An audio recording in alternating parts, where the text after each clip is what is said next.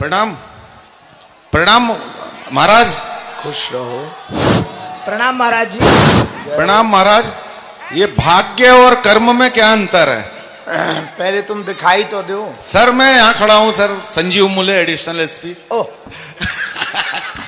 आपकी जय हिंद साहब। जय हिंद सर। यहाँ है भैया, ए भैया इधर है, इधर है मेरे पास है माइक। हाँ है। भाग्य और कर्म में क्या अंतर है और इसमें प्रभाव कौन प्रभावी है सर? भाग्य है ट्रैक्टर, कर्म है ट्रैक्टर और भाग्य है कल्टीवेटर।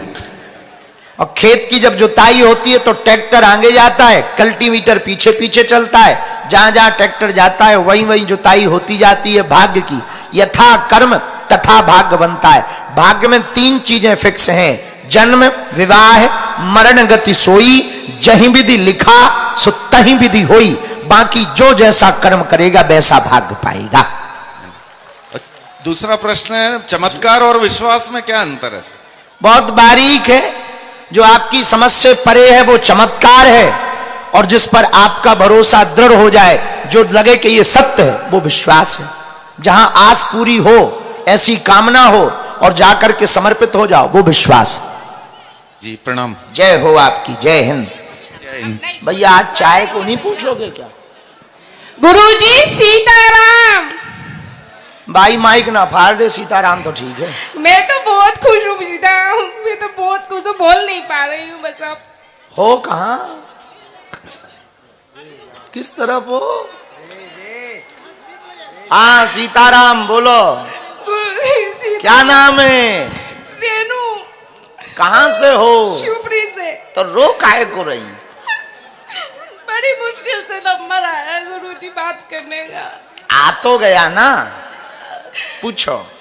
बस गुरुजी मैं ये पूछना चाहती हूँ कि किसी की कुंडली में कार सर्प दोष हो तो क्या उपाय है, और अगर कोई नासिक ना जगे तो ना जा सके तो इसके लिए क्या कर सकते हैं? बहती हुई नदी के किनारे में सोमवती पढ़ने वाली अमावस्या को ब्राह्मणों को बुला करके तांबे के नाग नागिन अथवा चांदी रजत के नाग नागिन बना करके ब्राह्मण द्वारा नदी के किनारे पर ही रुद्राभिषेक करवा करके नाग नागिन से उतारा करके बहते हुए जल में प्रवाहित कर देने से काल सर्प दोष शांत हो जाता है। जय गुरुजी, जय गुरुजी की। खुश रहो। प्रणाम महाराज। खुश रहो। जय श्री राम महाराज। जय श्री राम। मेरा नाम उत्कर्ष श्रीवास्तव है। मेरा आपसे एक छोटा सा प्रश्न है। बोलो। बाल आयु में की गई पूजा, जैसे कि बच्चे की उम्र 7-8 साल से 15-16 साल तक की है, और उसके बाद की गई पूजा में क्या फर्क पड़ता है? बहुत फर्क पड़ता है। बाल मन बहुत निश्चल होता है, निर्मल होता है। युवा मन बड़ा चंचल होता है, वासना युक्त होता है।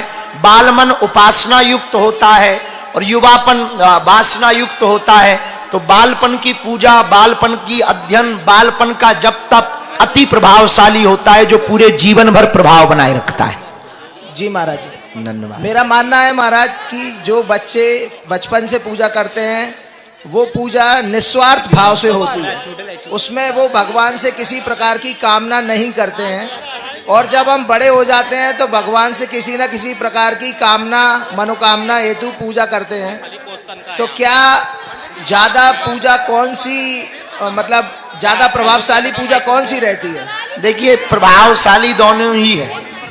ऐसा नहीं कहा जाता कि कुछ भी निष्काम है। हम एक बार एक महाकुंभ में बैठे थे, बहुत सारे महात्मा थे, तो बहुत महात्मा हमसे मिल रहे थे। कोई कामना कर रहा था, कोई पूछ रहा था हमसे।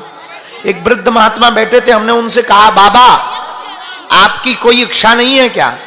बोले महाराज हमारी कोई कामना नहीं है। हमने कहा कोई कामना नहीं है, ये भी तो एक कामना है। जी महाराज बिल्कुल। तो निष्काम भी तो एक काम है, निष्काम भी तो एक स्वार्थ है भगवान से। निष्काम से ऊपर उठना श्रेष्ठ पूजा है। सकाम निष्काम से जो ऊपर उठ जाए वो श्रेष्ठ पूजा है। माही रो क्यों रही? ठठरी के बारे तो दिखाई नहीं पड़ रहा, शरीर घुस गो, आंखें धस गई, कारो पड़ गो शरीर। तो ये बड़ो मजा आ रहा हो हमारे ब्याह से। तो ये का दिक्कत है भैया, घर वाली हमारी जाने तय का यहाँ टेंशन ले रहे हो।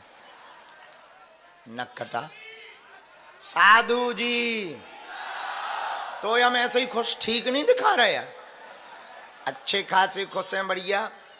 बेफिजूली में तोरी गुरु माता आ जाए बेटा, पर तो टाइम को दे। बोल बोल ठटरी के बरे, अब बोल नक्कटा। फिर कहे गुरु जी बदल गए, यही जगह गुरु जी से ना भिड़ो कर बेटा। हम बारात में कहे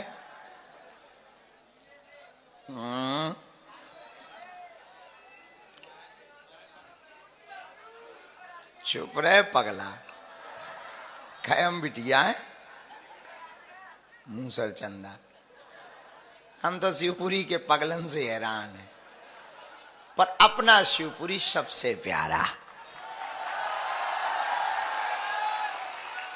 अब हमसे कोई कहे कि सबसे ज्यादा मध्य प्रदेश में कौन जिला में गुरुजी तुम्हारे अच्छे पगला हैं, अपन तुरंत ठोक के कहें भैया शिवपुरी वाले हैं।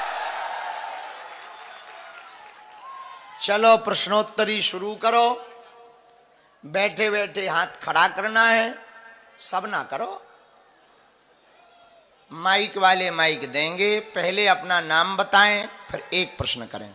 और सुन लो, आगे आने की कोई माइक पे जिद ना करेगा, ये पहले ही लॉक कर दिया जा रहा है। जी गुरुजी सीताराम। सीताराम। गुरुजी, आपने मेरा जो बहुत पुराना सपना था आज कथा में बोलकर उसे पूरा कर दिया। अब आप पूछो क्यों? क्यों?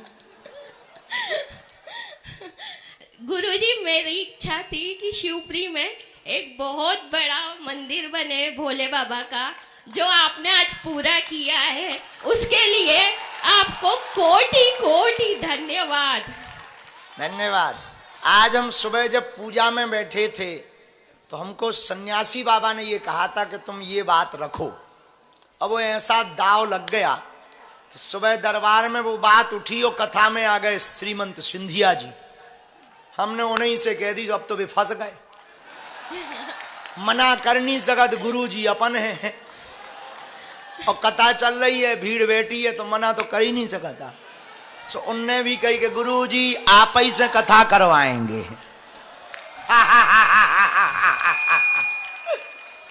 चलो बढ़िया हो गया शिवपुरी के लिए, लेकिन वो बहुत सरल है। अब हो जाए। धन्यवाद गुरुजी, बहुत बहुत धन्यवाद। धन्यवाद शिवपुरी वालों।